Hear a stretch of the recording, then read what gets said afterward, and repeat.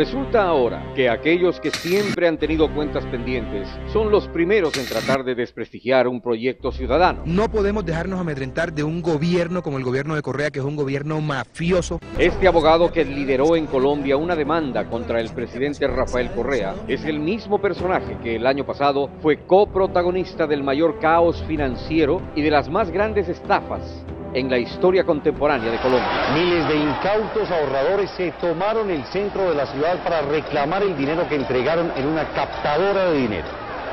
El señor Murcia no está aquí hoy simplemente por problemas de seguridad, pero en el momento en que una autoridad... Por sus actos en su país, es considerado como uno de los abogados más oscuros y prósperos a la vez. Es un personaje muy turbio, es un personaje que pues es abogado, pero es abogado de señores, y lo ha sido siempre, involucrados en negocios delictivos y en situaciones supremamente delincuenciales y corruptas. La misma revista colombiana Semana lo califica como un fogoso defensor de cuestionados personajes con ingresos no muy claros. Es indagado por la Fiscalía por tener vínculos con grupos paramilitares.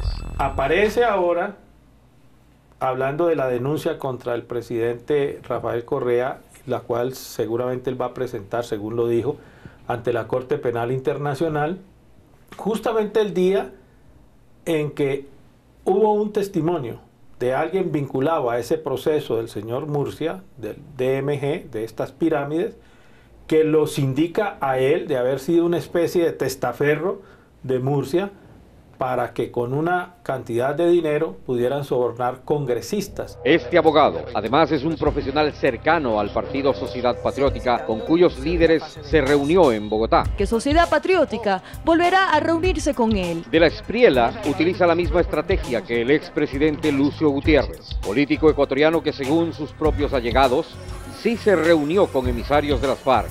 Fotografías, informaciones periodísticas y hasta versiones de exfuncionarios confirman lo que Gutiérrez ahora quiere olvidar.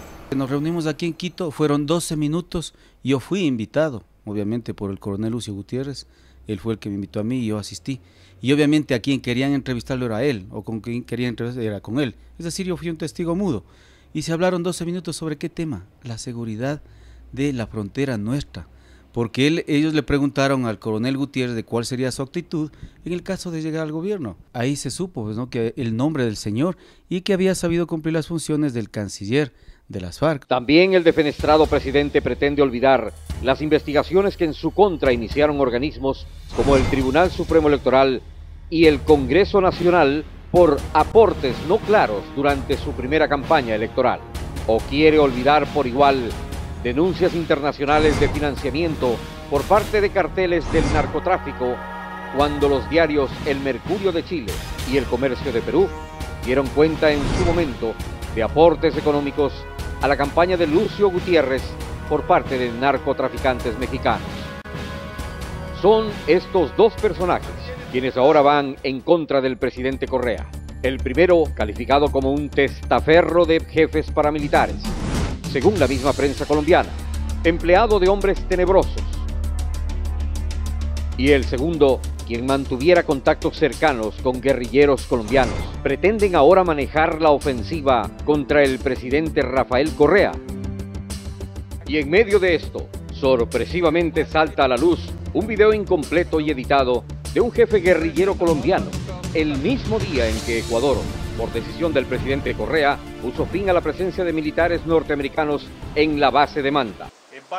Según las mismas fuentes colombianas, fue filmado un día después de la muerte de alias Tiro Fijo, el número 1 de las FARC, época en que, de acuerdo a informaciones oficiales de Colombia, el mono Jojoy estuvo al borde de la muerte y parecía incluso un saco de huesos. Inconsistencia que, por claros intereses, la quieren dejar a un lado y ahora de pronto, en esa misma época, gozaba de buena salud. Que resulten los países vecinos involucrados. Todo se remite hace más o menos un mes, cuando un juez de Sucumbíos, en pleno derecho, dictó una medida cautelar.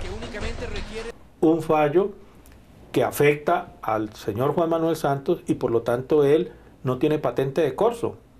debe responder. Detención para investigación contra el exministro de Defensa Juan Manuel Santos, quien públicamente se atribuyó mentalizador de la operación Fénix bombardeando Ecuador. El señor Aizaya no tenía ninguna huella de haber recibido ningún impacto de la explosión o de las explosiones. Él no murió del disparo, él murió de la serie de golpes con las cuales le reventaron el cráneo. Y ahora hablan de agresión al pueblo colombiano y deciden blindar a un exministro que se encargó de exportar el conflicto colombiano, cuando una propia senadora colombiana ha planteado públicamente dudas sobre la autenticidad de los supuestos correos de las también supuestas computadoras del jefe guerrillero Raúl Reyes. El computador de Reyes es un instrumento vulgar de manipulación de la opinión pública. Qué coincidencia tan grande, todos estamos metidos en el computador de Reyes, y coincide que no estamos metidos sino los que pensamos distinto a los gobiernos de derecha de todo el mundo. Veamos qué más dice el testamento de Marulanda, que fue leído por alias Mono Jojoy, lo que precisamente no se dio a conocer y no fue promocionado por Colombia. La incautación de los computadores se ha tomado como trofeo de guerra y fabricación de pruebas contra los gobiernos de Chávez, Correa, Ortega, por los efectos psicológicos que produce la propaganda en la población civil. Es decir, el número 1 de las FARC hablaba ya de una manipulación. Y el video de lectura del Mono Jojoy sigue. La información en gran parte manipulada por la inteligencia militar para justificar acciones contra ciudadanos que en muchos de los casos nada tiene que ver con la guerrilla. Debo anotar para conocimiento de ustedes que nunca fui informado por el camarada Raúl que tenía campamentos en el Ecuador. Siempre pensaba que estaba en Putumayo. Esto nunca se publicó y también forma parte del video que en su original ya está en poder de la Cancillería. El contenido del video no aporta absolutamente nada nuevo. Es lo que ya se conocía el 28 de marzo del año pasado, cuando Diario El Tiempo publica el denominado testamento del señor Marulanda.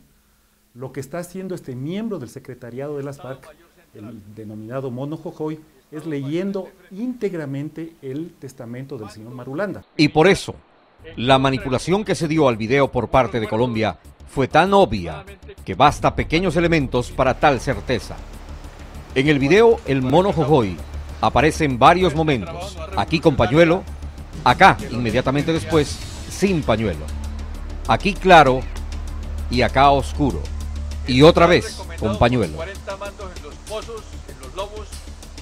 El video fue incautado. Todo este montaje y esta mentira es una clara intención política del gobierno de Bogotá, gobierno que ahora olvida los nexos con grupos paramilitares y las investigaciones que a muchos de sus allegados ha realizado la justicia colombiana, llevando incluso a prisión a muchos miembros del Partido Conservador, entre ellos el mismo primo del presidente Uribe.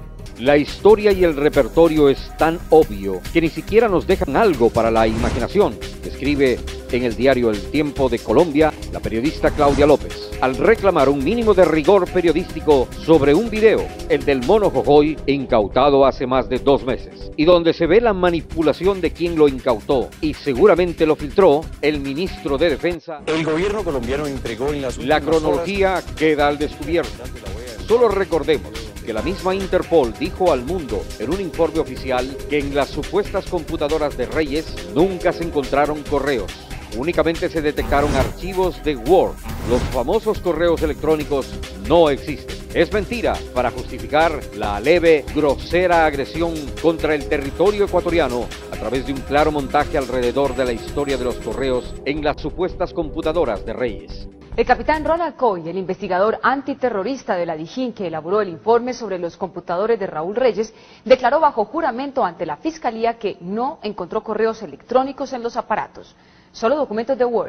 Montaje denunciado por la misma prensa colombiana en innumerables artículos periodísticos y que extrañamente en Ecuador tienen validez plena por parte de una prensa que ahora hace el juego al verdadero agresor. Prácticamente nadie, excepto el gobierno ecuatoriano, duda de la veracidad de esa grabación. Todo un andamiaje que no terminará pronto, ya que, como dice Diario El Tiempo de Bogotá, en Colombia andan de burrada en burrada.